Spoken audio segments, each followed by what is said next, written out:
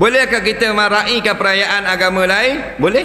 Dia kata tak boleh. Merayakan. Rai lain, raya lain. Menganggap perayaan juga tak boleh. Sayyidina Umar, dia masuk Islam. Bila ketika perayaan orang kafir Quraisy dengan berhala Lata wal Uzza, orang Mekah pun berayalah. Sayyidina Umar bersedih hati. Nabi lalu, Nabi tengok, kenapa kamu bersedih? Sedihlah pasal dulu masa saya kafir, saya raya lah masa ni Ini saya Islam dah. Nabi kata tak apa. Allah bagi kepada orang Islam 2 hari raya. Sebab tu ulama pun sepakat 2 hari raya ni kita boleh anggap hari perayaan. Hak lain tak boleh. Rai ni tengok keadaan. Jiran kita orang Kristian, dia buat ada makan-makan sepenuh raya dia, kita rai ke dia pergi makan, tak ada salah.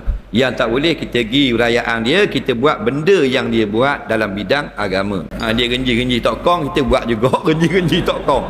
Dia buat calik gini, kita buat calik gitu juga, tak boleh. Faham lagi?